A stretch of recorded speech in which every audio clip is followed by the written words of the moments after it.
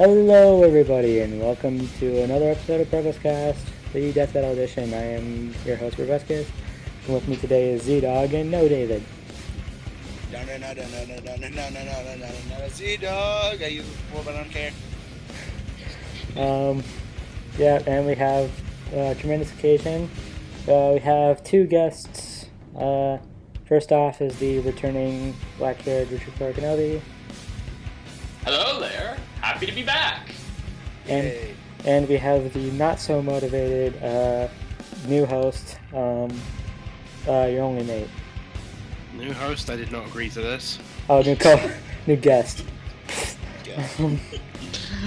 Congratulations, you're the new... Also, the whole motivated thing is just because it's nearly 2:30 in the morning for me. Yeah, we're recording this pretty late. But I don't have work tomorrow, so it's... Yeah, it's whatever. Yeah, he lives in, what, New England or something? Not No, New I England. just live in England. New England. I don't know what I was thinking of. Okay. Yeah, it's England. So it's literally, like, he lives literally, like, 5 hour... he's living in, like, a 5-hour time zone away from us. It's like 9 o'clock for us. It's, like, 2 o'clock for him. I feel bad. It's all my fault. I'm not even exaggerating. Let's not dwell on that, please. Yeah. All right. Let's just get into the topics. Yeah. So Death Battle's 5th season has begun, and it kicked off with kind of it kicked off decently, and it kicked off with Black Panther versus Batman, because we never can have enough Batman. This is true. This is very true. Yeah, let's not go Cartoon Fight Club on this. Yeah. But the accuracy of that is real. Fair point. Yeah, and from what we're hearing, and thankfully, if you can tell from my sarcasm, yeah, no more Batman, please. I don't mind the guy, but no more Batman. We've had enough. They have confirmed on the Death Battle cast that this is, for now, the last time we'll be seeing Batman. So. Which is a good thing. Yeah, either this is his last fight because they've done the 3 most popular requests for Batman. That's the trilogy of Batman Death Battles. So it's pretty much done. No more Batman, or you're just not going to see him as a combatant for a long time. I mean, the actual Trinity was pretty much like Spider-Man, Black Panther, and Iron Man. Not really Black Panther, Spider-Man, and Captain America. But they realized that Iron Man just does, but Batman doesn't stand a chance against Iron Man. No. So they actually did Spider-Man instead, and then they were still like, yeah, Iron Man's still not gonna lose, but we had to compare the original planned one was Batman versus Captain America. Oh, that's right. Yeah. Doing that before Spider-Man. Yeah. Right. Yeah. I mean, I'm okay with other Batman characters because we definitely are gonna get we definitely have Nightwing, Red Hood, and Catwoman locked in. Yeah. They're all lined up to fight Marvel characters. Yep. Nightwing's probably Nightwing. We don't know. It just kind of depends on what they do with Daredevil. Meh. Red Hood's probably going to fight Winter Soldier because that's requested everywhere. And Catwoman's fighting Black Cat. Cat fight! Yep. That's a news fest. Yes. Anyways. Yes, but on to the episode. Yeah, it was okay. Yeah, it was okay. I like the animation. Yes, the animation By the way, I highlight this for There's me. a particular scene I really want to praise when Batman's staring at that wall of smoke and the Panther leaps out of it at his I know, face. yeah. And you hear the Panther roar. It looked like they were trying to remake one of Black Panther's MCU artworks with that. I thought it was really cool. They used the same artwork for the preview thumbnail for Black Panther's preview. That's what I'm talking about. But yeah.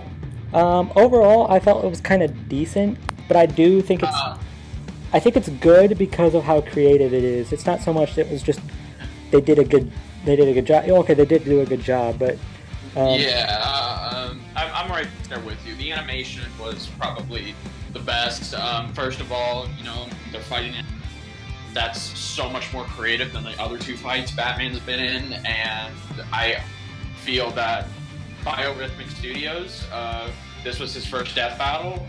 He's actually a friend of mine, and he did a good job. I really liked how he approached this death battle, and I know a lot of people are just going to look at the animation as meh, it's okay, but I really enjoy it, but I can understand. If they didn't have other things happening aside from just let's punch each other, like they're throwing a bunch of animals and stuff. If they hadn't done that, I would have felt the same way, and that it was just kind of meh. Yeah. Am I the only one who wanted to see the Batmobile get involved in this? Like, I don't know, like maybe the Batmobile tries to run over Black Panther, but he jumps over it. If that would have happened, I would have liked to see like Black Panther just punch through the windshield and just pull Batman out. Would have been cool. Would have been cool. Would have been cool, actually. But that's whatever. The analysis, in my opinion, the best. It was very forgettable. I felt like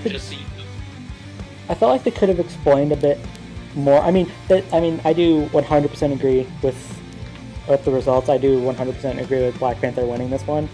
But I felt like they could have explained a little bit more, like why some of Batman's gear were either A, not really thrown in, like when like they weren't really taken that much into account, and B why and B why some of the ones that were taken into account weren't used in the fight, like his sound batterings or something.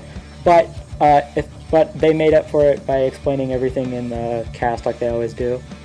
Yeah, so I'm okay with that. For instance, Black Panther goes up against Claw all the time, who uses those sound wave things, and he always overcomes Claw, so Batman using it isn't really going to do that much. Yeah, and Batman has a lot of suits that are not standard in the slightest, but people always do. But people things like the Hellbat, he needs to that's what I mean. Go to the moon and take another member of the Justice League with him and be like, hey, can you unlock this for me? Yeah. The other thing about... if we're talking specifically the Hellbat suit, the other problem, I don't know if they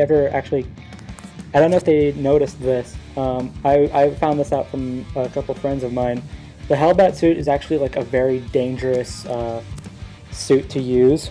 Yes, it is. Because the longer a person is using it, the more likely the suit's gonna kill you. It kind of drains your life force kind of thing. Yeah, so it's like an anti. Instead of making you immune to pain, it takes all of your stamina away. Yeah. The more you use it. Basically, we're never going to see it in Death Battle because he needs another person to help him receive it. Plus, he only used it once and for a very, very short time when he did, and it ended up killing him in the end. So, yeah. So yeah, we're never gonna see, unless they for some reason wind up having him fight Iron Man. We're probably never gonna see him use the Hellbat suit. Because it requires outside help, which they don't allow. Yeah. Also, how is he gonna know to take that into any fight? Yeah. Little column B, but anyway, they really should have gone more in depth on the analysis, and they should have just I know they were pressed for time for the next one, which we'll get to, but it's just like nobody is going to be bored if you go in depth, especially with Batman. You need to address why he lost. You need to consider everything, and I feel like they didn't do that. So at least not enough. Yeah, they got the point across, but yeah. Yes, but also too, my biggest problem with this fight is something that my friend out is the analysis for Batman was very, very weak. It literally felt like the same script from the last one. They just tweaked it, so that's it's understandable. It did not feel like that for me. Yeah, well, I'm kind of in the middle of that.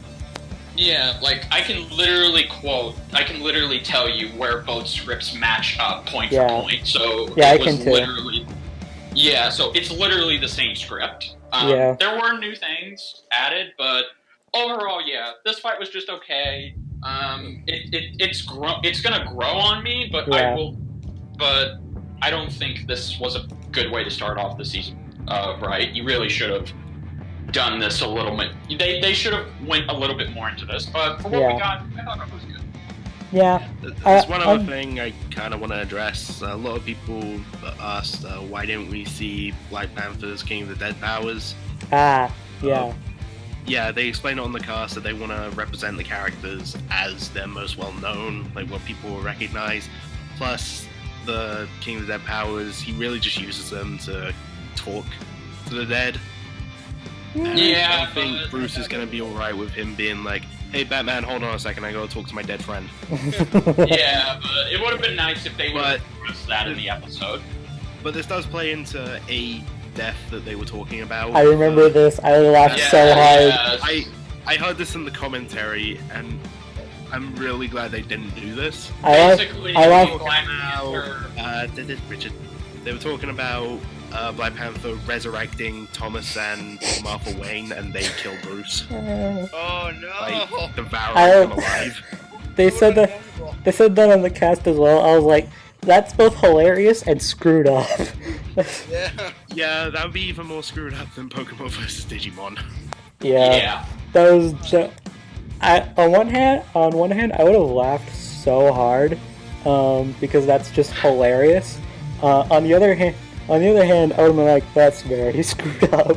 Yeah, Batman doesn't deserve that. Come on. I don't think anyone deserves that. No, but I'm happy they didn't go with it. You know what I mean? But yeah, so on that note, I really like how they implemented the Marvel vs. Capcom Infinite voice clips for Black Panther, especially near the end when he was kind of monologuing while he was like ripping Batman apart. I really like that. That was very creative of them. And the final line when after Batman just got eaten by a freaking orca whale. He's sleeping with the fishes now. Gosh dang it. Okay. Can we also address the new theme? The new theme. Yes, I did like it. Yeah, I thought it was okay. It definitely that's the only thing that made me realize, oh, this is the season, because this feels like this doesn't really feel like a season premiere. So I'm at least happy they upgraded the theme. And now they have a theme song that's theirs. Yeah. So they have the rights Exactly. So this I'll means that the traditional death battle theme that we've heard since season 1 is now gone. And was never actually theirs. That's what's so hilarious about it, is that I went into that thinking they did that, like they made that, and then I looked it up. I was like, oh gosh. Yeah. It was because Revision. I know. Found it for them. It was royalty free, so no one really had like the rights to it. Yeah. But now it's nice that they have like their own thing. Yeah. So it's definitely good, and it definitely set up the mood. So for future death battles coming this season, I definitely think this new theme will help set up the mood and get us pumped. I think they said that Brandon Yates made it. Well, of course, it definitely. Great job.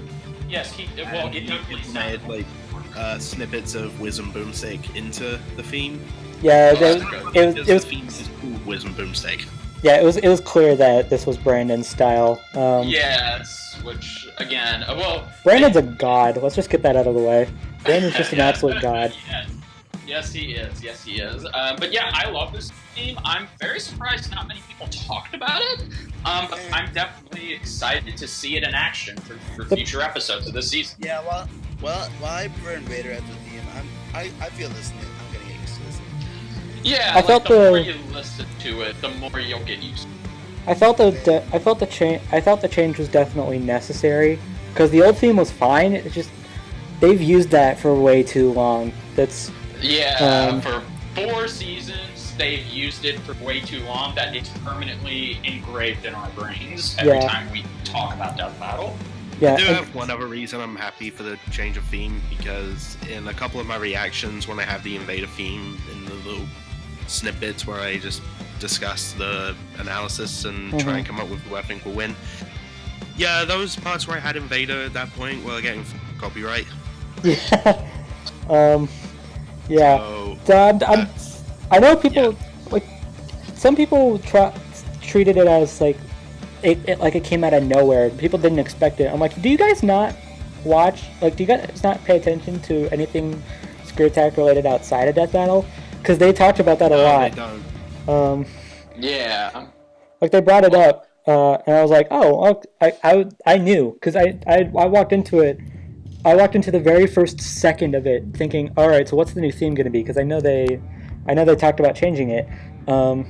They said that they had a new one, and then it played. I'm actually surprised how well it blended well with the footage they used, the intro, and what Ben Wiz and Boomstick was saying. It did. Like, whoever edited this episode did a great job of blending it. Yeah. I think it was Noel who Probably. edited the episode. Oh, okay. Well, then Probably. he did a great job. He was really proud of the spinning granite tile in Black Panther's analysis. Oh yeah, that was cool. Yeah, That was cool. That was awesome. Yes. I'm kind of a sucker for like 3D effect, like animated effects. I got a bit giddy. I won't lie when I saw that. I was like, that was so cool. Yes. One thing I kind of want to address. This is nothing, but I do want to say, as someone who is a huge Batman fan, it did kind of break my heart that Batman had to die because there was just nothing in his standard gear that could get around that armor. But I'm at least happy that they took this. To me, this felt like a more better way for Batman to go out than they tried. Batman. Yeah, exactly. Because with Batman versus Spider-Man, it felt like he was just delaying the inevitable. This one, it felt close, and there were times where Batman almost did win. So I do like that, and I'm happy that the Dark Knight came back one last time, even though he lost. I'm just happy that this episode treated him much better than Batman vs. Spider-Man. I will say, I felt like I actually forgot. One thing I will complain about when it comes to the fight, like the actual fight. This isn't like an animation thing; it's just how the fight flowed. It seemed like they treated Batman with a lot of respect, but it also seemed like everything he was doing was just like Black Panther was just kind of no-selling all of it. His like Batman would use a gadget or he would throw a punch, and Black Panther would be like, "Ha, screw you." Yeah, it did. Well, I mean, grapples and the bolas and the batarangs, I expected that, but yeah, it did feel like, okay, Batman was at least trying, whereas Black Panther was just like, bitch, come at me with everything you got. On one hand, it's kind of it is an accurate way to go. That's how I feel the fight would go. Although I feel it would end shorter, but that's whatever. Yeah. Well, one other problem I have, if it's okay, this is something that Riz Greystone brought up in his reaction. Them fighting at the zoo made no sense. No sense story. Yeah. Like, why are they fighting? I don't know. Well, I mean, okay. To be fair, like some other fights, it doesn't make sense where they're fighting. True. So. Yeah, it really doesn't. Like, you can't always write a good reason for these two to fight. No, they're just there. If you wanted to have Batman and Black Panther fight at a zoo, then maybe, I don't know, both could have just been patrolling around the zoo, and they both think, okay, one is here to, give them a reason. Well, maybe that's exactly what happened. Well, again, there's nothing to imply that, so I'm just thinking, okay, yeah, story-wise, this isn't as good. This isn't a good way to start off. So yeah, I can agree with that. Okay. That's I feel that's kind of nitpicking though. So that's whatever. Also, one more thing I wanted to bring up: the fight, the track, and the song that was fighting a day at the zoo. I think it's called Battle at the Zoo. Battle at the Zoo. Yeah. Yeah, that theme's great. I thought I've got that on my iPhone. So do I. it was pretty good. I also have it downloaded on my computer, and you guys watching this video will not be hearing it. As we are Cool. talking. But what was your Also, point you were going to bring up, ZDogg? I don't know. I felt that like at first like I didn't really like it. Well, it just but like it kind of grew on me like as the battle went on. Like it like gradually like I grew to like it more. Yeah, I felt it kind of helped with the creativity behind it. So it's whatever. It did. In my opinion, though, it's still not as good as the Batman Beyond vs. Spider-Man 2099 soundtrack. I mean, this was good. Soundtrack wise, yeah. As for the episode as a whole, I disagree. I feel like this was better than Batman Beyond vs. Spider-Man 2099. Agree to disagree. Mike. Yeah. As for compare, real quick, I kind of want to compare this to the other premieres. Sure. In my personal opinion, I feel like this is kind of the middle ground between the 5 seasons. It's kind of the mid tier. It's better than Samus. It's better than Samus. It's not as good as Dante versus Bayonetta, obviously. But no premiere is gonna be better than Dante versus Bayonetta.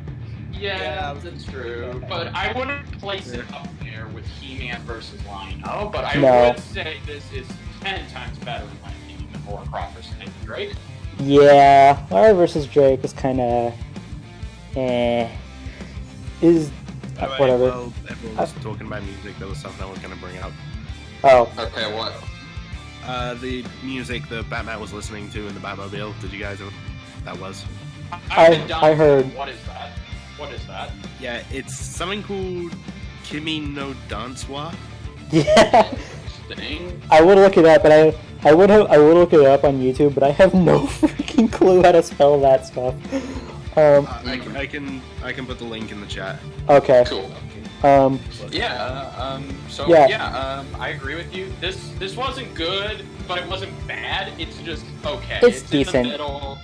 Yeah, exactly. It's about average. For what it was meant to be, and the fact that it's Batman's third freaking fight, and the fact that it's Bio's first animation, yeah, I'd say it was a good way to start. But yeah, I guarantee. I can actually prove this. I can guarantee you guys, if you if you go on YouTube and speed it up to like 1.25 times faster, it's way better.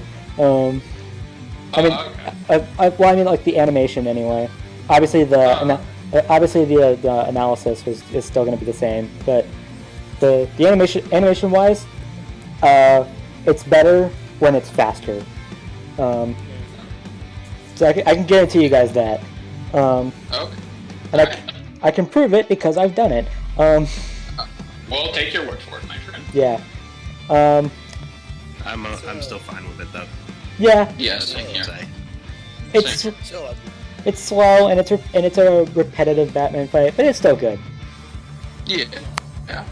So overall, a decent season premiere. It definitely has its flaws. There's no question about that, but it's not entirely bad. So I can understand if people don't like this season premiere and they think this wasn't a good way to start off season 5.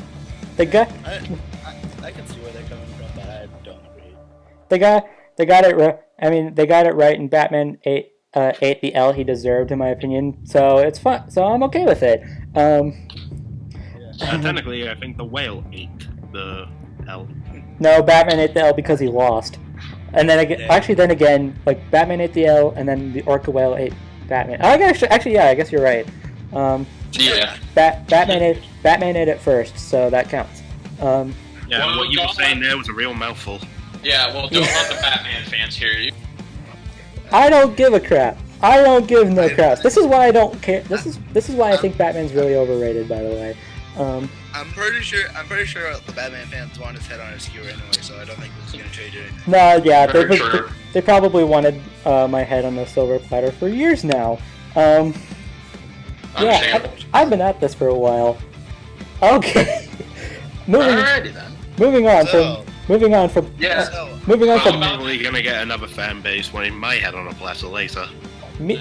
All right. We'll get to that. How about that next time? Yeah, let's move on from one thing. Okay. Can I ask a question before we get on to the next time? Sure, but let me get this one thing out of the way real quick. We're now moving on from one thing that will make people actually like hate me to another thing that will make people actually like hate me. So yeah, Richard, go ahead. Why the hell wasn't this the season premiere? Come on! Because it's crap. Okay. Whoa! No, A decent season premiere followed by a Y matchup? Where have I heard this one before?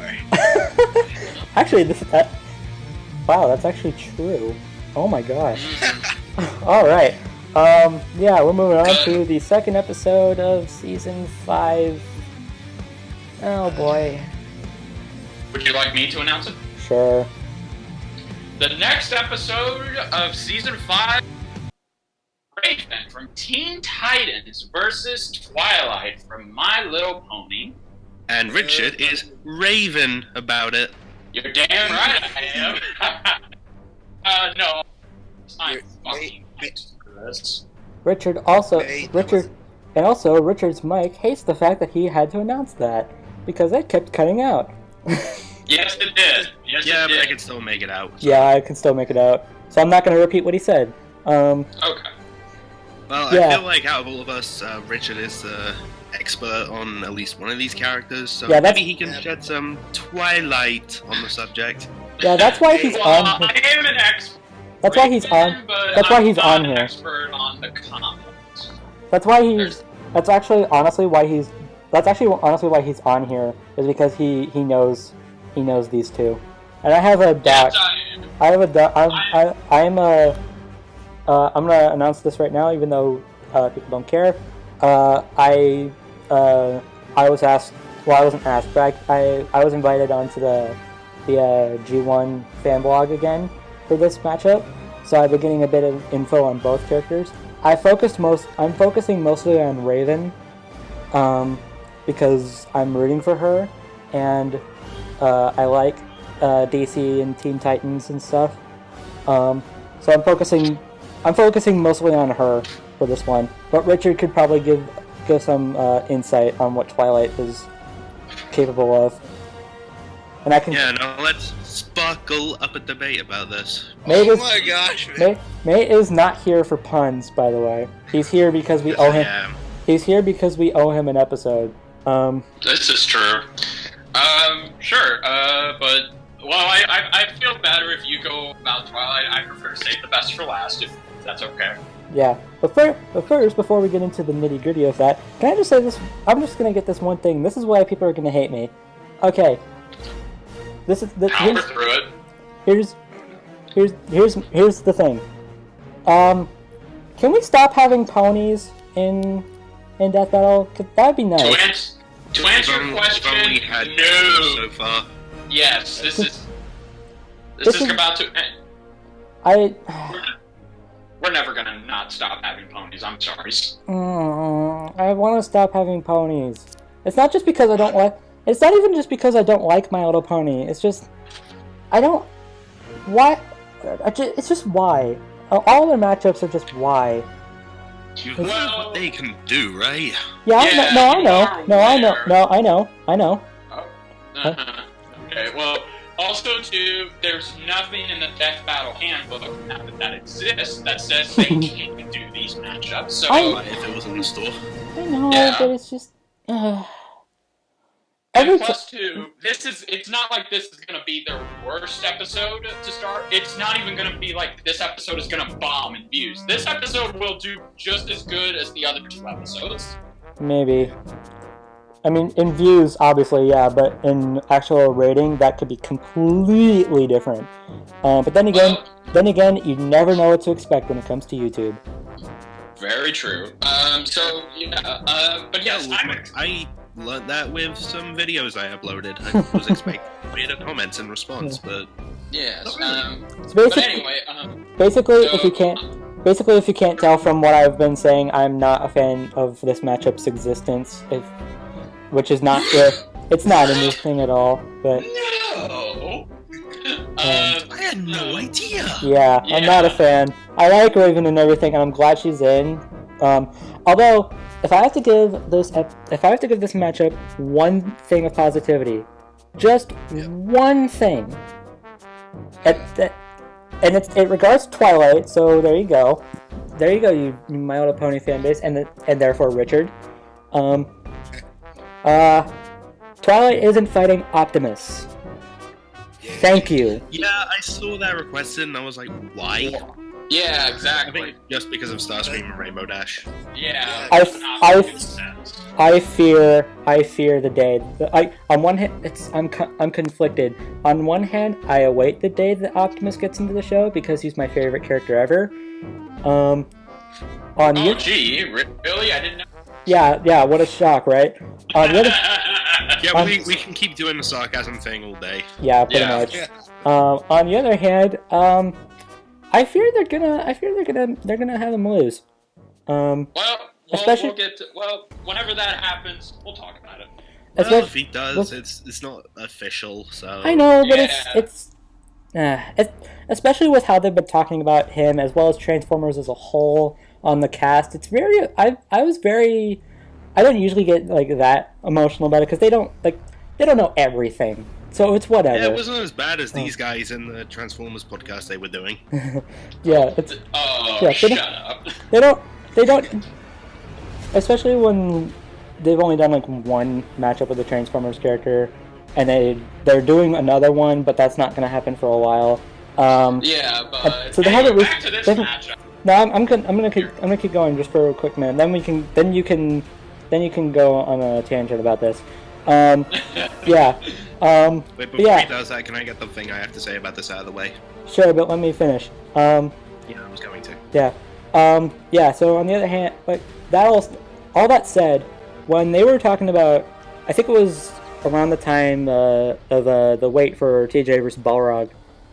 When they were talking about Transformers, I felt very offended by what they were saying. Like their opinions on the show was whatever. I was about to ask, was that when they did a community death battle between Optimus and the Iron Giant? Yes. Mm-hmm. Yes. Their opinions on the show was whatever. I feel like they kind of didn't account for the fact that it's a freaking 80s show. So yeah. And they were talking about it as if it was like a modern day thing. That clearly wasn't their intention, but it sure felt like it. And then when they were talking about Optimus himself, yeah, I didn't, but I wanted to click off of that video just because I got so mad at what they were talking some crap about him. At least it felt like they were talking some crap. It was very offended. It was very offensive to me as a Transformers fan. But yeah, Twilight's not fighting Optimus, so thank goodness. If Optimus is going to lose to anybody, please let's not have it be against a freaking pony. Yeah, let's at least get that little bit of optimism out of the way. Gosh dang it. Very good. I gotta say that was a prime opportunity for Okay, so Richard, you got the info, right? Yes, I do. I made a prediction with Duo Dreamer, and I will be talking about this tomorrow even more. So what I'm about to say, I'll keep it short and straight to the point. Well, not really short, but I'll say my piece. But okay. Also, like 5 minutes ago, Richard said that he didn't know a lot about the comics when it comes to Raven. Yes. So I can chip in a little bit of that. From what I'm learning about the comics from Raven, I'm mostly getting it from Jaru. Yeah. So, I can whenever you get like curious about things when it comes to comics, I can chip in a little bit with that. No, that's fine. But yeah, let's keep this nice and sweet, and I will try to not go like full on rage mode here. That's fine. But yes, so to answer everyone's question, why the hell is this matchup happening, and why are we getting another pony? Because it's purple magic users voiced by Tara Strong. That's really that. Well, no, there's a lot. It's a highly requested fight. There is more to this matchup than people give it credit for.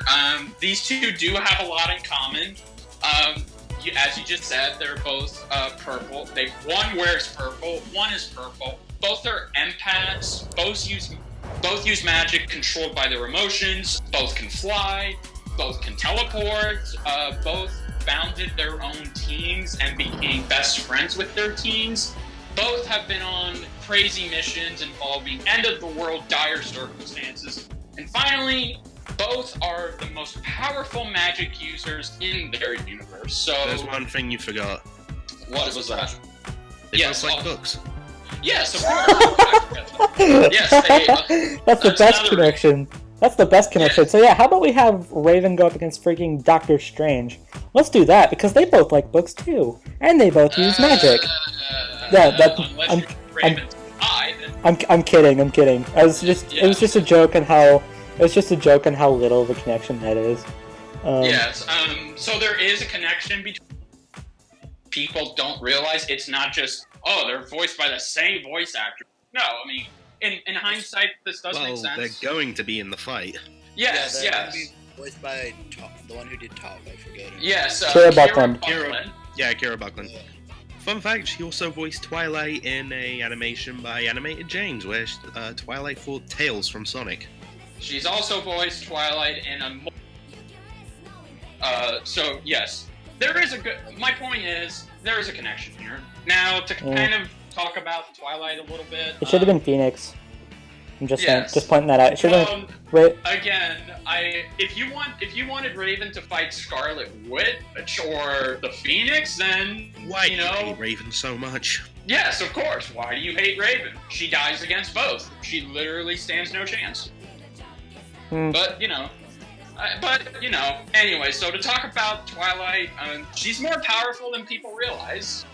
She, of course, I can confirm this. I saw a couple clips of her fighting someone. I don't know this person's name. All I had to say was, God damn, that's some Dragon Ball Z stuff right there. I can confirm some of this too, but not to the same extent.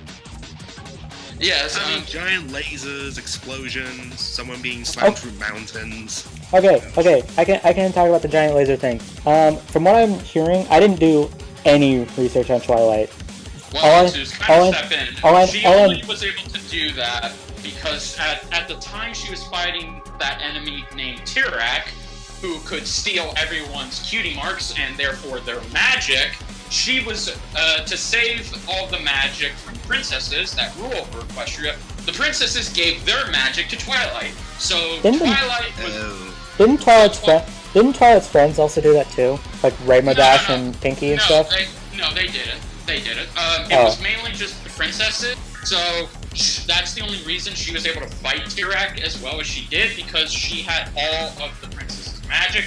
So that's not something she can do naturally, but she is durable enough to go through a mountain. I could have sworn I heard someone say a similar experience with Twilight using a giant laser or whatever, but then someone else brought up how she could only do that because of like Rainbow Dash and Pinkie Pie and characters like that. That could be a different. That could be a different time though. Who's the expert in this picture? Yeah, whatever. I can chip in a little bit. You know, whatever. Well, I suppose you can. No, I'm kidding. But yes, to go down Twilight again, she has studied and mastered all of the magic in Equestria ever since she was a filly. So automatically she has the experience for magic. She can use fire magic, ice magic. She can cast protection shields around her. She can teleport instantly with. And when I mean instantly, I'm talking almost instant transmission, Goku instantly. She can, she of course can fly. She's fast enough to keep up with Rainbow Dash. It's never said if she's faster than Rainbow Dash, but she's on her level. She is an alicorn. Now, what an alicorn is, it's a combination of the three ponies from Equestria. She can fly, so she has the flight advantage. She has superhuman strength that comes from the Earth ponies. And finally, she can control and manipulate weather, which comes from the Pegasus. Huh. And she... I would make a joke about that, but I don't want to. No, good for you. She can also... she also has, so far, as far as I've seen, she has near unlimited stamina. So regardless of how much you beat the crap out of her, she will get back up, determined and motivated by her willpower alone. So it's going to take a lot for you to put her down. And she can also time travel. She knows a time travel spell. So she can... I'm pretty sure, I can't prove this, but I'm pretty sure Raven can too. Well, yeah, but I don't feel like those are really going to apply. Because, no. Like, this is an argument I've seen people bring up with certain Death Battle matchups. Well, like, no, this person can travel through time, they could go back to when their opponent was a baby and kill them that way. How would they know any of that? Yeah, exactly. Well, no, what makes Twilight's time travel spell different than, say, Raven's? Twilight can travel back to a random event in time, and she can keep you there for eternity, fighting you until you tire out. And she will not tire out. So it's kind of like Doctor all over again. So there's a Doctor Strange reference for you. And yes, and of course, because I know they're not going to give this to her, she also has access to what is called the Elements of Harmony. Basically, these Deus Ex Machina that give the ponies their powers and pretty much allow them to do things beyond what they normally can do. And finally, there's Super Saiyan transformations called Rainbow Power. Oh, for goodness sakes. Yes, but their Rainbow Power, so Twilight and her friends were able to tank all of the magic from Equestria, and this is all of it. So we're talking pretty sizable durability factor here for Twilight. So yes, but since Twilight will not have access, require outside help, and they literally require her friends to block them, she will just be going into battle with the things that I presented. So yes, Twilight is very, very powerful. I've also heard that Twilight beat. I have yet to. I saw proof of one thing, but not the other. I haven't seen proof that kind of like proves a point here. But I have heard the argument that Twilight is on par with what's her face, Celestia or something, and she can... very much is. Like, again, studying magic since she was a filly. Yeah. So yes, she is on Celestia's level, but as to whether or not she's powerful than Celestia, that's debatable. But one last thing I'll say about Twilight, because she is an alicorn, she is strong enough to move the sun and moon into place. That's what I was getting at with the Celestia thing. She can do that too, I think. Yes. That's kind of what I was leading into. I have yet to actually see why that Twilight would scale. So I'm gonna take that with a grain of salt. I'm not gonna believe it, but I'm not gonna disbelieve it, kind of thing. The only proof I've seen is when they fought together, but it also literally says as a caption that it was literally Celestia versus the main six, so it wasn't just Twilight. That's literally the only proof I've seen as to why they're on par with each other. So until I see so until I see more, I'm just gonna take that with a grain of salt. Yes, but even if she's not stronger than Celestia, she is definitely level in terms of where she ranks in terms of magic. So yes, Twilight is a powerful than people realize, so she is not going to go down as quick as you think she is. And now we move on to Raven. Okay, I know a little bit about Raven. Like, she has some sort of black magic, right? Yeah, it's her, and she has empathy powers, basically. Yes, she knows both.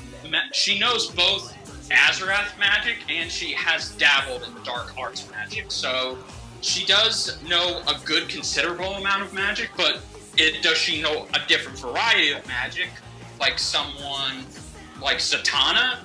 That's not, unfortunately, the case. She is very limited in her magic, and her magic does have a limit to it.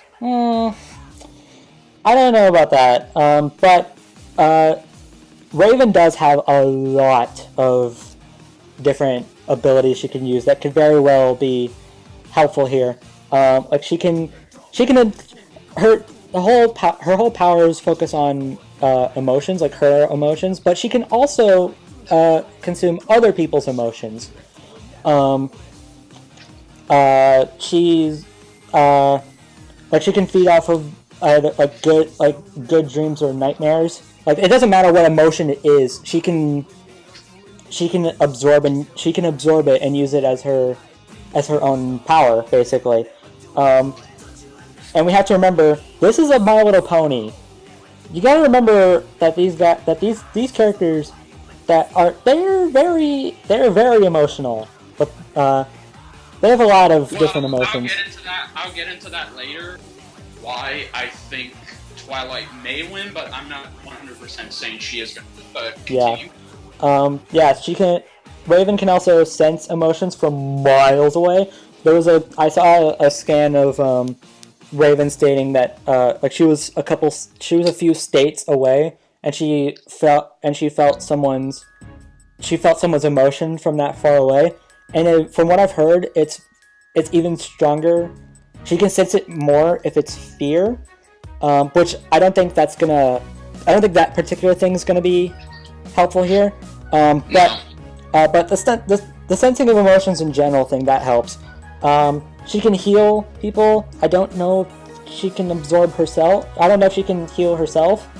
I understand, not necessarily, but we're gonna throw it out. It's possible, but it's not. It probably won't be as effective as we think it will be. I think she has. I'm pretty sure she has her own healing ability anyway, so it doesn't really matter. But that's just the thing. She absorbs someone's pain and eases it, and it kind of heals them. I don't know if it heals her, but I'm pretty sure she has her own healing factor anyway, so it's whatever. And she can also transfer emotions to another person, but that will prove to essentially nothing. She also has her astral. She also has a bunch of astral and soul-based abilities. Yes, she can astral project. She can do things with her soul that no one in the DC universe, as far as I know, can do. Yeah. I'm gonna kind of scroll. Oh, she does have. I'm looking through the doc I was talking about before. She does have her own healing.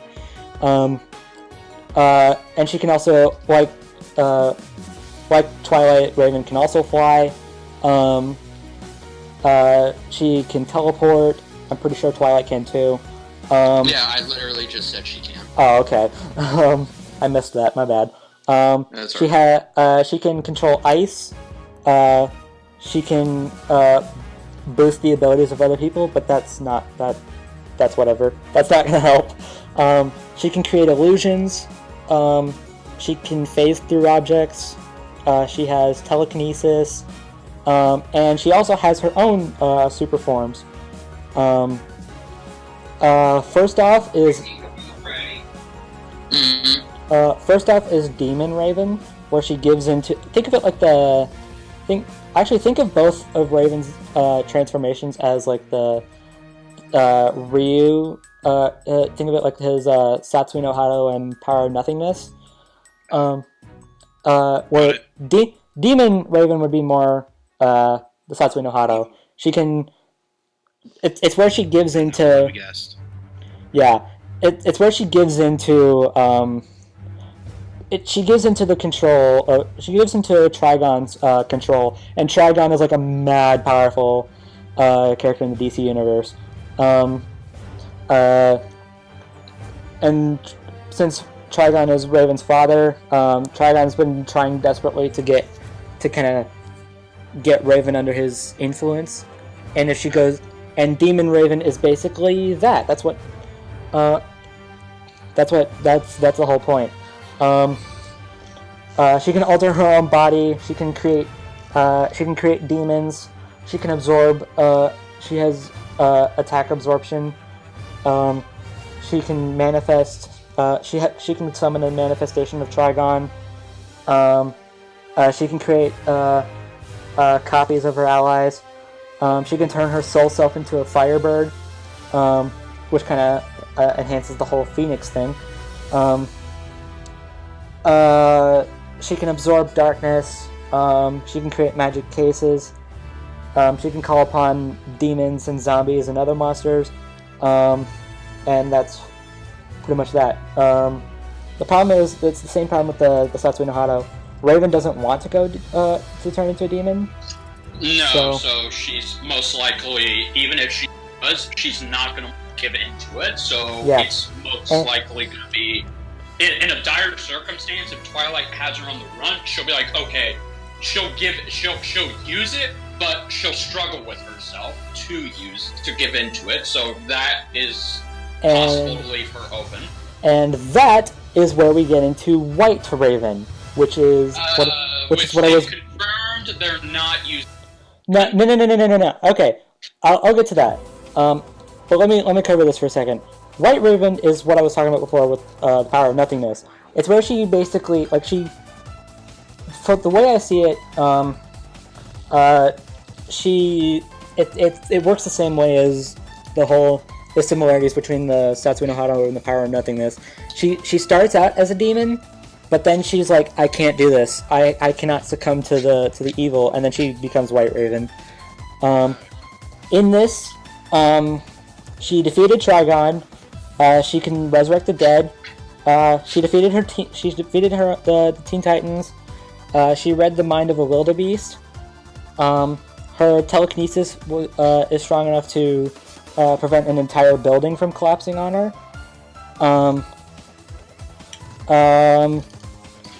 She can increase her size, and she can bind opponents with her magic. She can do all sorts of crazy stuff. She also has Golden Raven, but that's whatever. Nobody cares about Golden Raven. No. As for what Richard was saying, yeah, I don't buy it personally. The whole, like, we're not including this. Unless they don't believe the power of White Raven, which I don't know why they wouldn't, but that's... Well, my take on... In order for her to gain White Raven, it's not more like the power of nothingness, because the power of nothingness can be activated whenever Ryu wants. The only time we see Raven using her White Raven powers, it's under specific circumstances. It's never been out of her own free will to kind of want to, say, not put someone who isn't a Trigon level deity down, because see, that's the thing.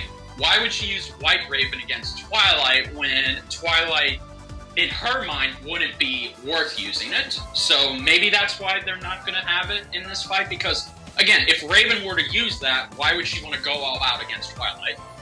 That's the thing, is that if they're doing that, I don't believe it myself, because it's too similar to things they have included in the past. The other thing is that why would they, unless they don't know what it is, or they don't, which that's not likely at all, or they just don't believe how powerful it is. It's understandable if they don't believe how powerful it is, because again, we must remember this is the DC Comics. Shit like this happens all the time, and it's retconned in a millisecond. I guess, but it's that's still, I don't know. But then that's the thing, and that's especially going to be even more of a case if Twilight. I'm not going to say. I do have a prediction. I have a bit of a prediction as to who's going to win. But let's get in. But I'm going to get into this real quick. Confirmed. Brobuscus said if Twilight wins, he believes. Yeah. Okay. Hold on. If Twilight does win, whether or not, I'm not saying she does win. Well, I'm not saying she does legit win against Raven. But if Twilight does win, then everyone's gonna, then that's just gonna be like, well, where was White Raven? Yeah, but only hardcore comic fans who know more about that than the TV show are going to ask that question. Like, fans are going to be pissed off if Raven loses anyway, because, it's Raven, but, like, just Raven doesn't deserve this. Anyways. But your prediction. Yeah, okay. And this is without going into Raven's, like, more... I was more going into Raven's abilities, not so much her, like, stats. But I might get to that later. I might not. I don't know. Yeah.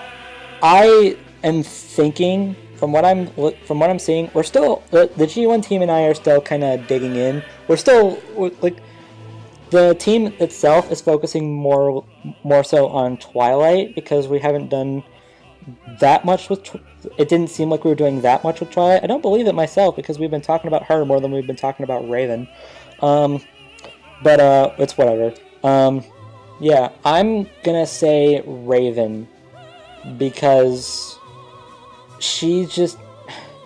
From what I'm gathering from earlier debates, just because I was curious, and I have done, like, basically no research on Twilight, but we do have the doc, so there is research on Twilight there that I can see. So it just seems to me that Twilight is potentially just... She's potentially just more powerful than Raven, but Raven is also pretty... Like, she's faster than Twilight, from what I'm hearing. She's got better speed, and she has more ability. She has more useful abilities. Not to say Twilight does not have any useful abilities, but she does have useful abilities that Twilight can't... That Twilight doesn't have any defense against. The thing that Twilight...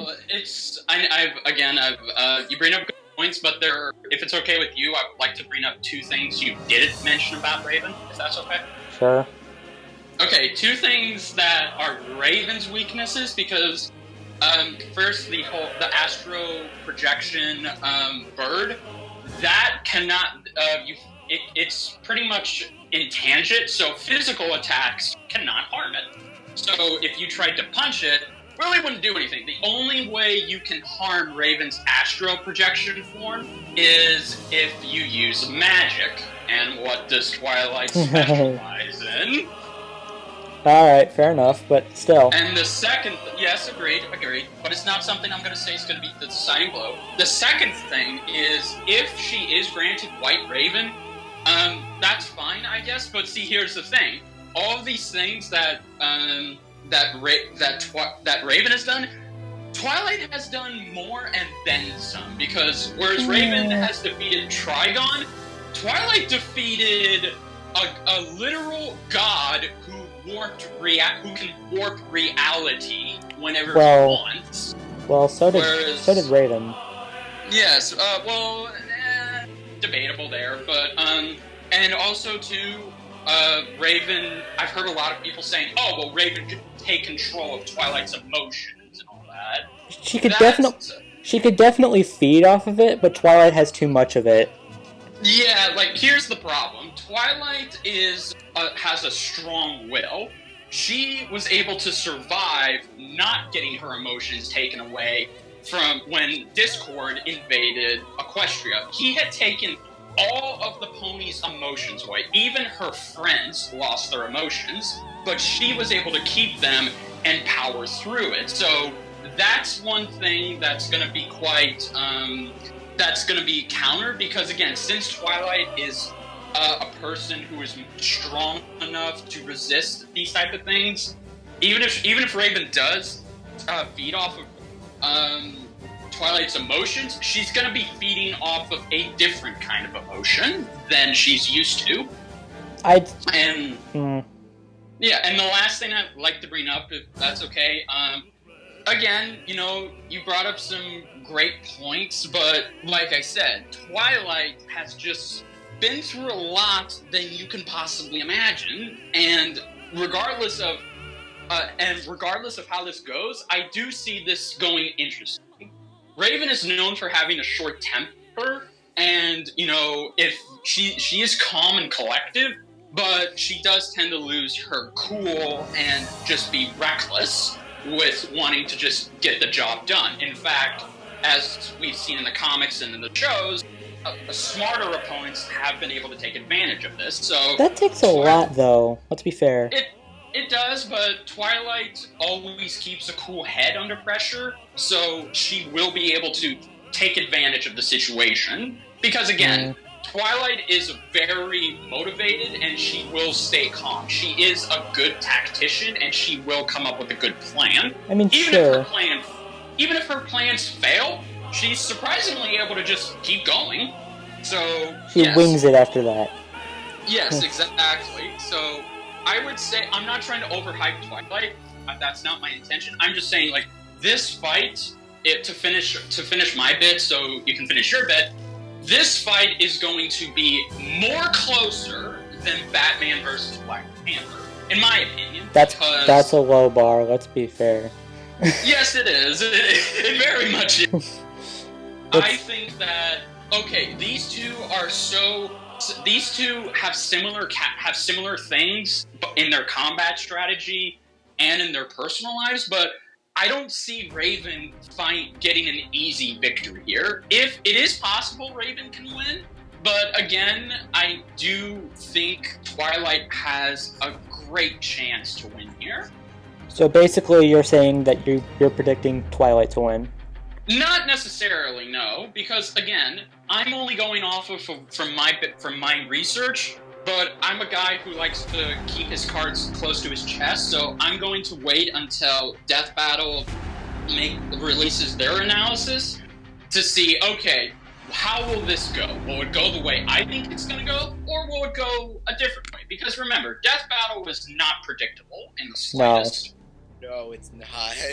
They can turn the tables. So for now, I hope Twilight wins, but if Raven does win, I will have no problems with that because I love both characters, and honestly, this isn't going to make me stop loving them. You know, that's honestly how I feel about. I know I haven't said anything in a while, but I'm just let you talk. But like, I feel the same way. Like I like both characters. I personally want Twilight to win, but like I wouldn't be mad if Raven does. I'm saying Raven. That's just my final. That's my final prediction. And actually, I actually heard one of my friends is a big MLB fan, and he actually told me that, or he informed me that Raven apparently has like some sort of like magic stealing attack. Yeah. Even if she, yes, I heard that too. But see, here's the thing, even if she can, quote-unquote, steal Twilight's magic, that's going to be magic that she's not going to have any idea on how to control or use because she's only studied Azarath magic and the dark arts. So stealing someone else's magic and her all of a sudden knowing how to use it, I do find that a bit dubious and that reminds me. That reminds me. Twilight can do the same thing. But I feel that doesn't matter because of how fast Raven is. She could definitely. Same with Twilight. Well, yeah, I know. Yeah, I know. Well. I know. I'm just saying. I don't think we should base any sort of prediction on one can steal whoever steals magic first, because that's not. Neither are going to be able to steal each other's magic. I actually didn't know that Raven could steal Twilight's magic. That's new to me. Yes, but again, in my opinion, she's not really going to know on much how to handle it because, again, it's not like you can take another opponent's magic that's unknown to you and all of a sudden you know how to use it. So, yes, that would be very dubious. Plus, and to kind of to put a further nail in Twilight's side of I can steal magic, not only would she not be able to actually hit Raven with that, which is also kind of counters Twilight's transmutation. She has transmutation abilities, but again, I feel like Raven's fast enough to avoid that. But not only that, her magic stealing ability is it's temporary. Now it's never really said how long. We don't really know how long it takes for someone's magic to come back. But Twilight has said that she stole someone else's magic, and and she's like, well, don't worry, you'll have it back soon. I was like, oh, well, okay. So, but again, the specific time frame was never really said. So No, but for all we know, even if she does steal Raven's magic, and if it is temporary, I see that as soon as the battle is over, then Twilight will no longer have access to that magic. probably. Yes, like. But I also, but again, I feel like judging it just off of one conceal magic, that I don't think that's a good idea, because I feel like that won't matter in the grand scheme of things. I agree. Yeah. So yeah, basically to kind of wrap this up, we'll just kind of go down the line with predictions. But just kind of like first thoughts, like what are we thinking now? Right now, I'm gonna say Raven for right now. I'm rooting for Twilight. I would be okay if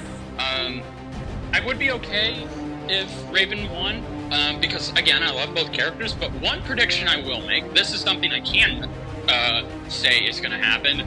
I believe this is going to be an awesome, well voice acted, animated fight, because not only is Kira Buckland playing both Twilight and Raven, CV Jets, or Lewis, is going to be animating this. So you know you are in for a hell of a ride with this.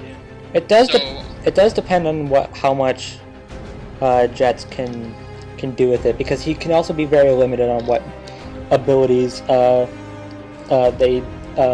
they use. And considering how many abilities these two have, you kind of don't want to just boil it down to magic blasts and teleportation kind of thing. You don't want to make it too basic. This is true. It really kind of depends on what they go with. But also, I feel like I'm kind of walking into this with the mentality of hope for the best, but prepare for the worst. That's a good yes, and I hope people can understand. This isn't going to quote unquote ruin Death Battle, because if it was going to ruin Death Battle, then guess what?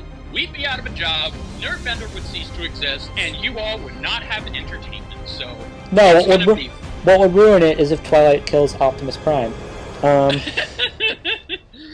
again, do not have that exist. Anyways. Yes, but go ahead. I'm in the same boat as Richard. Like, I'm gonna shake all he said. I agree. Yeah. Then that just leaves Mate. Meg, you still there? Meg, yeah, I'm just trying not to fall asleep. We're almost done. So, Raven or Twilight? I'm not a fan of MLP, but Teen Titan. So I'm going to root for Raven. As for who wins, I don't really mind. Okay. So, I say Raven, and the others are undecided. Well, I'm very much rooting for Twilight. Oh yeah, there you go. I mean, like predictions wise, like who's going to win. Like I'm saying Raven, the others don't know. Yes. Okay. So let's move on. That's all the death battles until later. We're gonna speed through. We're gonna speed through this. So this is gonna seem pretty like we're gonna wing this one. Yes. So let's speed through this really, really fast. First off, Lara Croft versus Joe Valentine. Okay. That ending was really brutal. Yes, it was. Yeah. So that was decent. It was okay. It was well paced. It was well choreographed. Only problem I have with it is Lara's sprite was freaking ugly. It wasn't that bad. No, it was bad.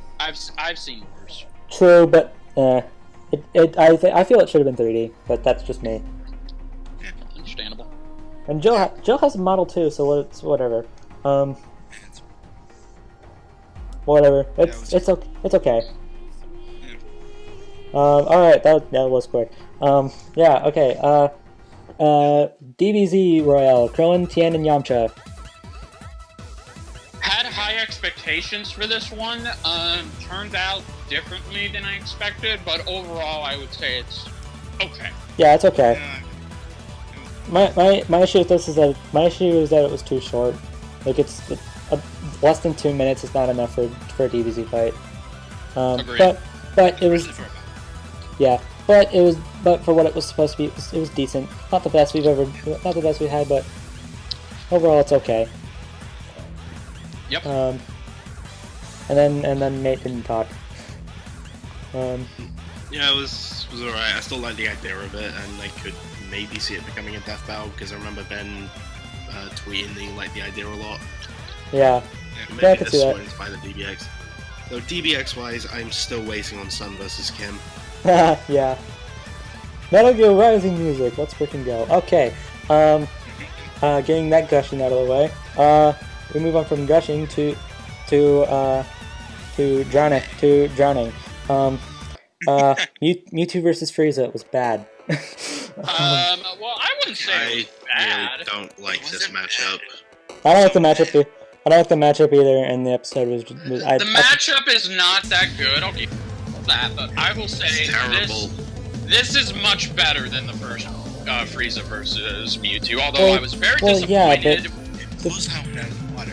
Yeah, but Yeah, but let's be Very disappointed that we did not get Golden Frieza or Mega Mewtwo. Why? right. So, There's That's not a lot you can do with the Mega Mewtwo Y sprite that's available, so I can understand that. on the but on the other hand, the fact that a rematch exists is because people wanted to see. Because the only reason this matchup was really hyped for is because they wanted to see Golden Frieza and Mega Mewtwo Y clash together. No, we just got Mewtwo and Frieza somewhat beating each other up in very slow paced and hard to follow animation, and then Frieza does the exact same thing he did in the original. At least Mewtwo put up more of a fight, because in the original one he was just kind of getting cannon his ass fodder. kicked. He was cannon fodder, basically. And I'm not saying although that's another problem I have with this, is that even though he got more credit than last one, I felt like he was still kind of cannon fodder until the end. That I was like, oh, Mewtwo actually gonna win? No, never mind. Yeah, I thought this was kind of bad, but Understandable. that's just me. All right, now we have our finale, because of course we do. Goku versus Saitama was okay. So much. Okay. It's So much.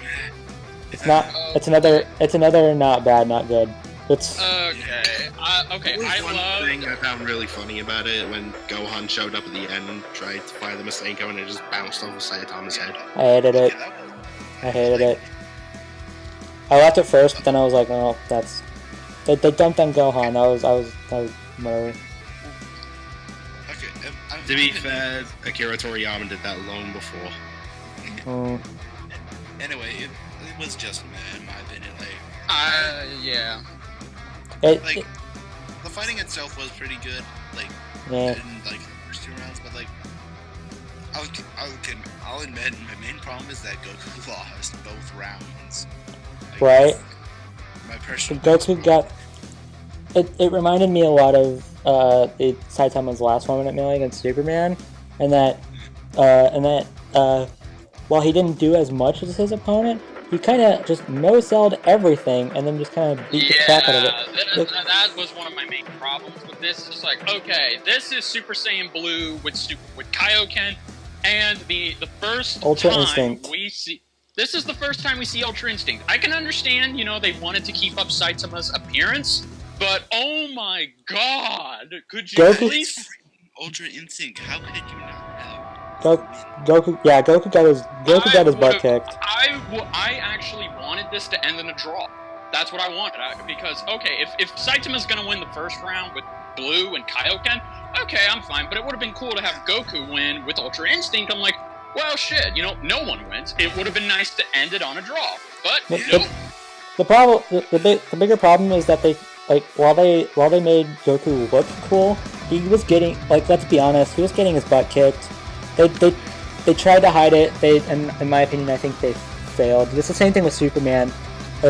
They tried to make them look cool, but you look at it and you're like, well, he does look cool, but he's also getting his butt kicked. Can he actually do something good? So I like think they were just doing it. They were just doing it to get attention. That's why they. they were doing it to they were doing it to milk the One Punch Man meme. Because Which of course is they 2 did. years old. It's 2 years old, guys. So it's not a meme. You know what's worse? You know what's worse is that it started as a joke, but then people started to actually take it seriously. It's like, what? That's not how it works. Also, you can do it to say Batman versus Superman, but Batman and did something like Yeah, they did. They literally Yeah. did something with that. This just felt like. This one man, was cool. This one was. We'll make Goku look cool, but we're still gonna keep up that whole meme that Saitama can win, even if his opponents have powerful forms. Like, it's just like, Yeah, no, you're writing a dead meme at this point. So Yeah, Saitama can solo fiction, guys. Totally. Yeah, no, I feel like, I felt like both. I was about to say Squirrel Girl. I felt like both Superman and Goku got kind of shafted against Saitama. Ow! Hang on, ow! I just hit my leg against something. oh, be careful. Yeah, to kind of end it on this, like, look, okay, I understand 1 minute melee. You wanted to do this fight, but You're riding a dead horse. Yeah, you are. The writing for this episode was unbelievably bad in terms of looking. Goku did nothing. Let's be honest, they made him look cool, but he did nothing. No, exactly. So, honestly, they just did it for the attention and the view. Honestly, if they're not going to care about their season finale, then why should we? I mean, I guess that's fair. honestly, The problem with a lot of Women in Melee as a whole this season is that a lot of these matchups are just so why, and they don't make up for the, aside from like a very small handful of them, they don't make up for the fact that they exist. The fact that they exist alone is just kind of why, but it gets worse when they don't, like, if they do make up for it, then it's whatever. But when they don't, that gets even worse, and this definitely didn't. Like, this is a Y matchup. We all know this. Like, we're all kind of scratching our heads, thinking, why do people want this? it's in my opinion, out of the Hypergate saga of season finales, it's the worst one. Even compared to Deku versus God, it's. I would say it's on par with Superman versus Saitama. But it's not better. But Superman versus Saitama wasn't really a good episode either, so it doesn't matter. It's mediocre at best. It's better than Mewtwo vs Frieza, but that's setting a low bar, and it's still not a good episode. So Yeah. all right, that was fun. Yeah. I personally still enjoyed season 5, but this was Eh. Yeah. for the next one. For the season 6 review. We're not going to talk about that. Not because I don't want. Not because I don't want to. But it's kind of a tradition. We don't talk about the next one at fair Miller's. enough. But what we will talk about is Mate's opinions. Yes, mate. End us out. Yeah. Mate. So Mate. Yes, I'm still awake. so you're a new guest here. And so we gotta keep up the tradition. So one of the many traditions. So what's your favorite death battle? Well, a lot of people who know me are going coming. My favorite death battle is Yang versus Tifa. Oh. Mm-hmm. Shocker. Yeah. Yeah, not a surprise at all. Mm-hmm. Because it's a Ruby character. I'm kidding. So, I'm totally kidding.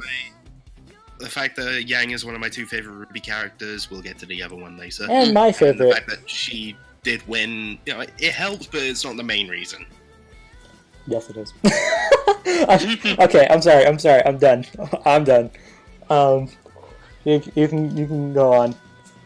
But I just really love the choreography of the fight and implementing all the different stuff from Yang's uppercut from the yellow trailer transitioning into Tifa landing on the wall like she does now. Yeah, that was cool. I I Awesome. I rewatched. I watched Tifa's fight with Laz. After that fight, I was like, this fight is so like the Tifa's fight with Laz is so freaking cool.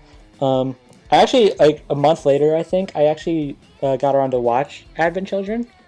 It's a good movie. It's good. It's so long though. I mean, it's not long, but it sure feels like it's long. Yeah. Although Cloud's fight with Sephiroth solos most of Final Fantasy quality. The only other thing I can say is better is Sephiroth's fight with Angeal and Genesis in Crisis Core, because that fight is just I love it so much. Okay, anyways, yeah. Back to Yang and Tifa. The voice acting. First of all, yes, so happy that Barbara was Yang. Yeah, I was caught off guard. I wasn't expecting that.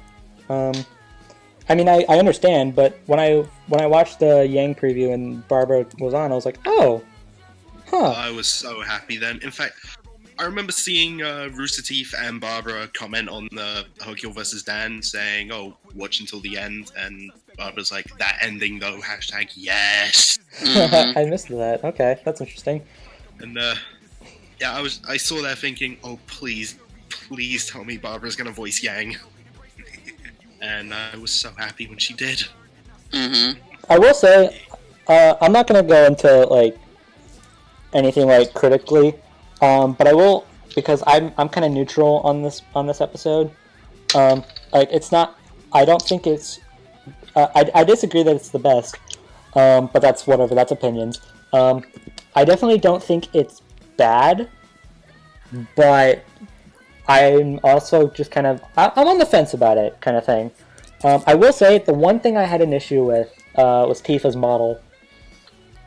I did not care for Tifa's model as much.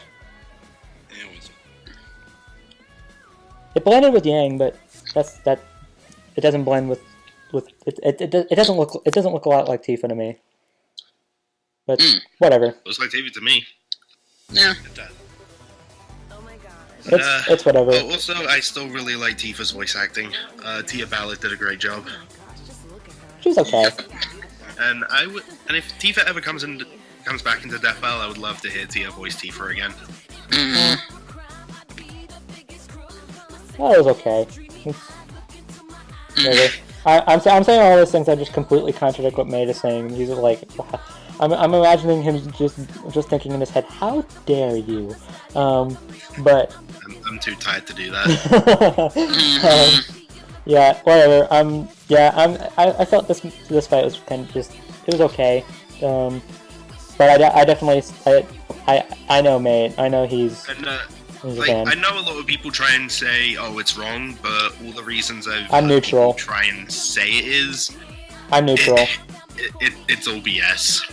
I'm neutral personally. I wanted Yang to win, so I'm okay with it. But oh no, I did research, and Yang absolutely does win. Tifa ain't as powerful as people try and say she is.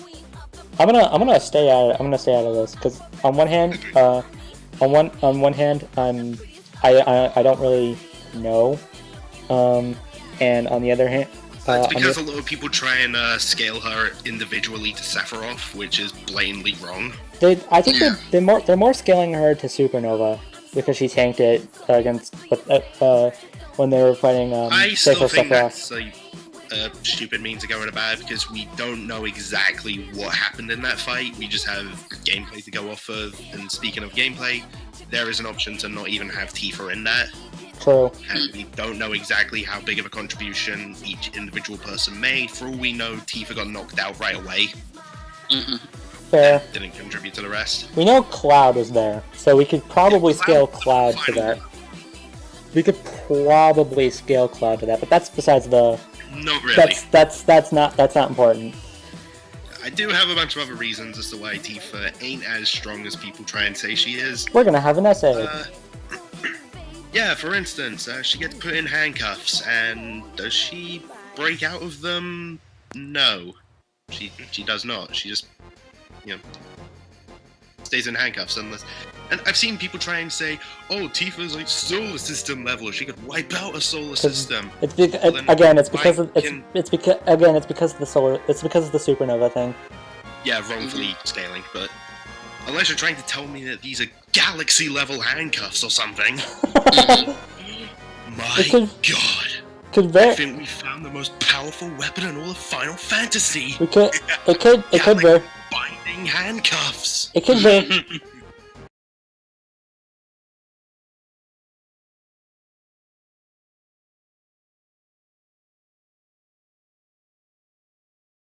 And so the guardian of the handcuffs fell to his knees and passed from this world, but leaving the weapon behind, knowing that his power should be used again. And yes, I'm done with that. Okay. The handcuffs lives on. Alright. Anyway. Okay. She also gets put into an execution chair, doesn't exactly break out of it. And I feel like if she was as strong as people try and say she is, then she would have. Let's see. Also, with Cloud's help, she can't lift a piece of metal off a guy called Sid. So this is kind of demonstrating that she and Cloud aren't really that strong. There's also a debate on Final Heaven, which I like to stay out of that stuff. Okay. People try and say, "Oh, that's like a nuke." If that's the case, that's the weakest and most pathetic nuke I've ever seen. If I'm gonna say anything about the nuke thing, I'm pretty sure that was a guidebook thing. And for you people, it's pretty weak and pathetic. Yeah, I'm just gonna get this out there. I know Spiritech did it, but I don't care. For you people watching at home, do not, and I mean do not, ever take guidebooks as fact. Never do that. Don't ever pay attention to those guidebooks, because the people who write them do not give a crap about this topic. Yeah, I was actually gonna say, I mean, as far as the Final Heaven goes, it would only just about destroy half of my house, and that's being generous. Like, that's how pathetic of a nuke is.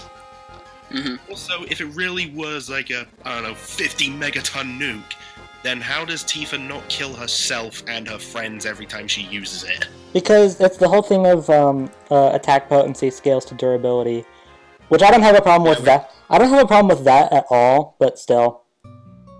I still think it's just stupid. Let's see what else. Tifa getting one shot by Sephiroth, which is really no surprise there. Well, yeah, but Sephiroth's just OP. Yeah. Also, there's her fight with Loz. Yeah, Loz wasn't really trying in that fight. Okay, yeah, that's the one thing I will say in defense of Yang. People like for example, the pillar thing. Yeah, exactly.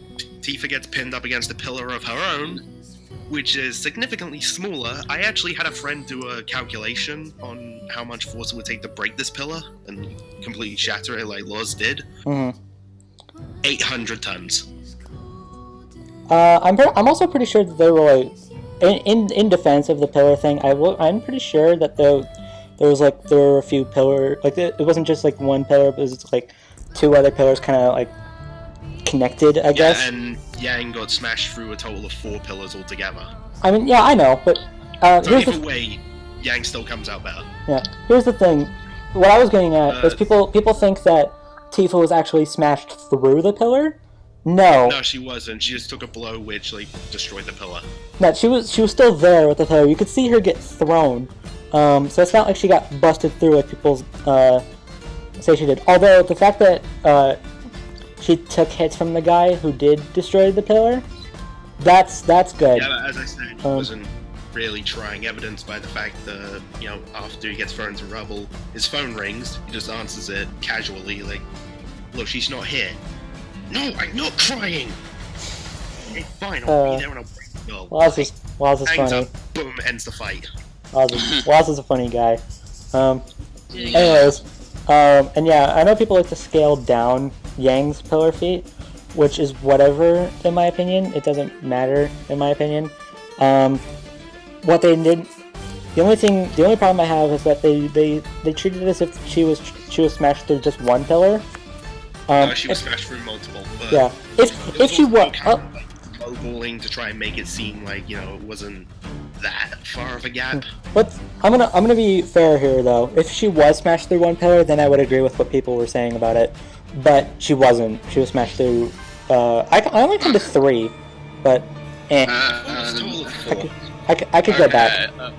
Not to cut in, but we've been here for an hour. Yeah, we can move on. Alright, I'm just gonna give my last point. Tifa's pillar thing, what happened? She was down and out afterwards. Yang, she got back up and smashed the mech stew that did it. In fairness, she had the help of her team, but that's besides the point. Yeah, Still got knocked out. she still wasn't knocked out, so that's fine. Alright, we need to move on, because on one hand, we've been at this for too long. On the other hand, I would like to stop talking about why this is right and why this is right, why this is wrong. And on the other hand, my iPad is getting close to dying. Okay, let's go. Okay, well, let's make these quick. Yeah, alright, least favorite. I know what it is, so let's just go. Least favorite. My least favorite is Pikachu versus Blanca. Yep. Because I really don't care for this matchup. I don't really care for the episode either. It's just nothing it's nothing special really. It's nothing special. And it's not It wasn't entertaining. It was very boring. There is one thing I did like about the episode, and it was figuring out Pikachu's EV training. I never would have thought of doing that, and the fact that they put that much extra effort in, I was like, oh, damn, fair play. Good on you. I will say, on the other, the episode itself is just, no, I don't like it. The matchup is also bad. It's it felt like they were kind of, I feel bad saying this, but to me it felt like they did this so they could give Blanca a matchup, and Pikachu's obviously really popular, so yeah, let's give Blanca a matchup, and then of course you know he won, so of course he won. Yeah, actually, I'm gonna agree. I still reckon Pikachu without Ash, then yes, that episode is right. But Pikachu with Ash, then yeah, Blanca would have died. I feel like because the point that they made, whereas Pikachu's greatest achievements, like taking down a Dragonite, a Tyranitar, and a Metagross, and like the leagues, that is because he had Ash there, telling him what attacks to use and whatnot. So it's because of Ash's strategy and competency as a trainer, and some people try and say, yeah, Pikachu is still good on his own. Well, what has he done? He's outsmarted Team Rocket. Well, on the other hand, you don't... Also, the only attack that he's used without Ash's command is, like, Thunderbolt or Thundershock. Yeah, but have you...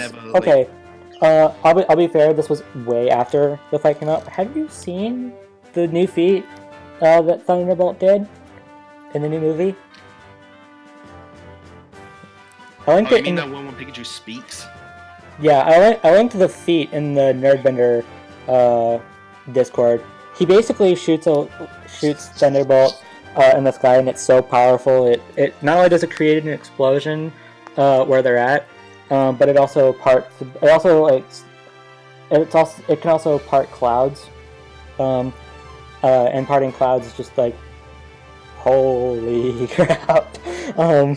Yeah, so I'm pretty sure that whether or not you agreed with it back then, with this new stuff, I'm pretty sure Pikachu would take it now.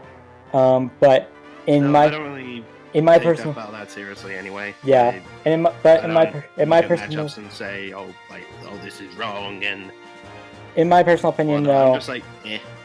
In my personal opinion, though, I'm kind of the same way, but at the same time, if I know one way or the other whether or not it's right or not, I'm gonna point it out. And this seems pretty wrong in my opinion, but it's whatever. The episode itself was bad overall, so it doesn't matter. Pikachu deserved better. Yeah, he did. He might come back and fight Jabanion. I'd be honest. I'd honestly be okay. Or Jabanion. I would be okay with that as. All right, so let's move on from this monstrosity. So, mate, what is your totally not obvious most wanted matchup? 3, 2, 1. Gushing. Okay, that was random. Yeah, like most people will probably know, my most wanted matchup is Blake Belladonna from Ruby versus Mikasa Ackerman from Attack on Titan. Or Mikasa, however you want to pronounce that. Yeah. Okay. Yeah. The reason I want this fight is because, well, it's, in my opinion, it's the most fitting matchup for both characters because I see them requested for the stupidest people. It makes no sense. Mikasa versus next to nothing in common. Mikasa versus Lin from Fire Emblem was one I saw in the past. That was old though, so it's whatever. Yeah, and I saw Blake requested to fight Black Panther. Like, really? What do they have in common? One is part cat, the other dresses like a cat. Also, the people who request that hate Blake, and they know that Black Panther wins. So, yeah. So of course, Black Panther is the obvious best because I don't like Blake, and Black Panther wins. Yeah, so there we go. Those people can bite me. I honestly felt like Volume 4 kind of like crapped on Blake. I wasn't really a fan of her in Volume 4. Volume 5 made up for it a little bit, but Blake's okay, I guess. I love Ruby, but Blake is kind of I like her. She's not my favorite. Well, she's one of my two favorites. Yeah, I know. She's a cat ninja. Enough said. Yes, I know. But she's also emo and edgy. Okay, what was that? I have no idea. Okay. Alright, anyway. Okay. So Blake's the executioner here, right? I don't really want to talk about this in terms of who wins too much because I feel like it could become an actual death battle. From what I've seen, it is the highest requested fight for both, which makes me happy. On the other hand, Blake could fight CT. No.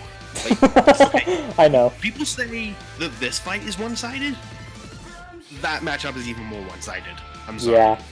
CT got no chance. In fact, I'm confident if you put CT up against Mikasa to find out who should fight Blake, Mikasa would win. Yeah, Mikasa. Like CT, Mikasa has feats to back it up. Yeah, Mikasa definitely is the better, is the more fair matchup. I still would say that Blake wins pretty easily, but that's just me. Plus, the fight would be awesome.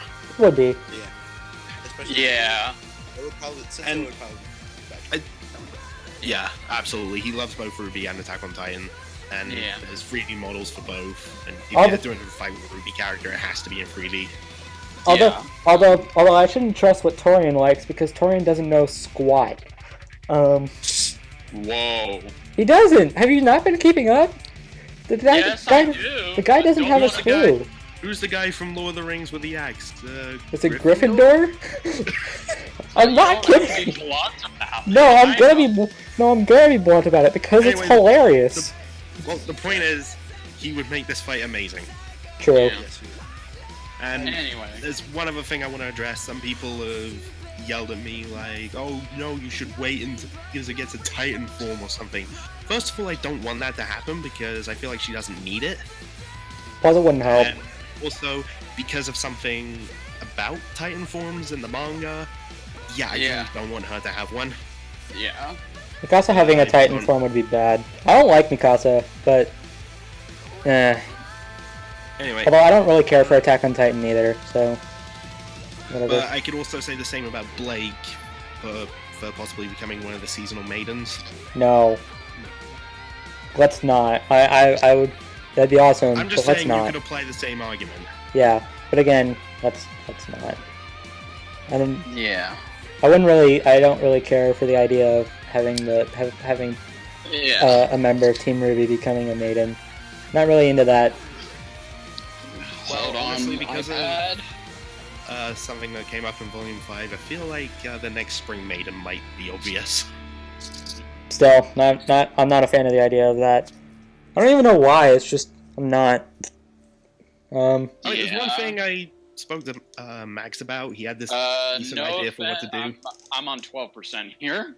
Okay, I'll make this last point quick. If Team Ruby are going to become seasonal maidens, they should get the season that's the opposite of them to reflect character development.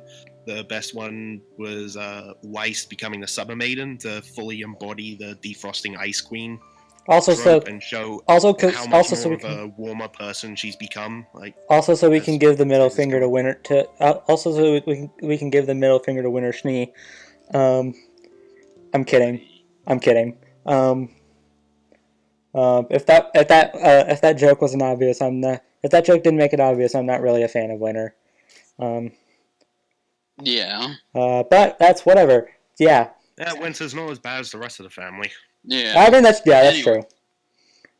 Yeah. So what was it else? Like Ruby would get like would be the winter No, maiden Ruby or would be the full maiden, Weiss the summer maiden, Blake the winter maiden, and Yang the spring maiden. that would be ironic if Ruby was the fall maiden because of Cinder. Now, I feel like that makes perfect sense because Ruby is heavily tied to the season of fall. Yeah. Like, if it's a color scheme, like, her birthday is Halloween. That's Also- true. That's true. Also, if Cinder, who is the current full maiden, dies, who's the last He's person dead. going to be in her forts? I don't know. All right. Anyway, Yeah. this So isn't would- a Ruby podcast, everyone. Although that would be awesome. Okay. Yes. My gushing over Ruby aside, guess what? I'm gonna put a video in the. I'm gonna put a link in the description to show off just why Ruby is so freaking good. Cool. Anyways, yeah, we are done. Yay. This was fun. Actually, I wanted to mention one more thing that I kind of forgot to mention in Raven vs. Twilight. Sure. I've noticed something about the MLP death battles, besides them having Y matchups. They've all been on the odd season. Like, Starscream and Rainbow Dash has season 1. Deadpool and Pinkie Pie is season 3. And Raven and Twilight is season 5. So, you know what that means? Bill Cipher vs. Discord season 7 confirmed. Let's go. I hope so. Or another matchup with one of the ponies. That too. You guys May are, 6 Battle you get- Royale. you guys don't like me as much, do you? Nah. I mean- Applejack for the win. I mean, considering you made us wait for 2. No, I'm just kidding. Yeah, I was. Yeah, good point. Good point. Okay, we're done here. I regret that. Okay? I apologize for that. Okay, you don't have to. You don't it's have. fine. You don't have to. You don't have to pay. You don't have to get revenge for that. For me thinking of more of the possibility of ponies being in the fight. You don't have to bring that up again, please. So you can tell. Alright. You can tell the conversation about Raven versus Twilight for the next episode is going to be very short. Okay, Yes. unless Raven loses, that could make it long. I don't know. Yeah. Unless I'm convinced that Twilight wins before the episode comes out. Yeah. Anyways, yeah. So this episode was fun to do. So yeah, Wait, we finished? Wait, Yeah, I gotta would- say. So, if Raven loses, are you telling me that would make you descend into madness? we're done. We're done. Yeah. We're done. I use that pun a lot. Okay. We're done. Mate, that pun was a little Okay. bad. Okay. Anyways. Okay. Yeah. So basically, to recap, Black Panther vs. Batman was okay. Raven vs. Twilight is Y. Lara vs. Jill was okay. DBZ fight was okay. Mewtwo vs. Frieza was bad. Goku vs. Saitama was okay. Yang vs. Tifa's mate's favorite. Right, and arguments to support Tifa. Yeah. We're Pikachu almost vs. there. Pikachu versus Blanca is his least favorite, and in my opinion, it's wrong. And Blake versus Mikasa is his most wanted matchup for obvious reasons, and because it's totally obvious he wants that match. And Blake's the executioner. With Cross Tag Battle coming out this year. Yeah, it yeah. happened. I want to get that game, but solely because of the Ruby characters. And Ragnar. Yeah. Ragnar's cool. Okay, yeah. I'm just happy that Blake and Yang are free DLC. Yeah, Yes. yo, let's go. Okay. Yeah, so that's basically the recap of that. So And we're done. and we're done. It's finally good to give Mate his episode because we kind of owed him this. Yeah. It's good. Well, if Blake versus Mikasa happens, I'm sure I'll be back. Yeah, that's true. Yeah. It was as- good to be back on here. Yeah. Brobuscus and ZDogg, thank you for having me. This was nice. Yeah, nice. Like, And we all- if- and we whenever all this wish- match- And we all wish Oh. David could be here. Yes, agreed. I- Sorry, go ahead. No, I was just gonna say real quickly. Okay, whenever Raven vs. Twilight comes out, if you want to do another Brobuscast, I'd be happy to come back on that to give my thoughts on Raven vs. Twilight. So yeah, Depends on what the next Alright. matchup is. That will decide. Yes. That will decide it. yeah. Please let the next matchup be something I'm interested in. Can we please have that? I still Alright. reckon we're gonna get Thanos versus Darkseid sooner or later. Because That's gonna be episode 100. I'm calling it. Very No, good. that's gonna be a finale. Okay. Yeah. Either or works. Yeah, I think they've said it's gonna be a finale. we'll see.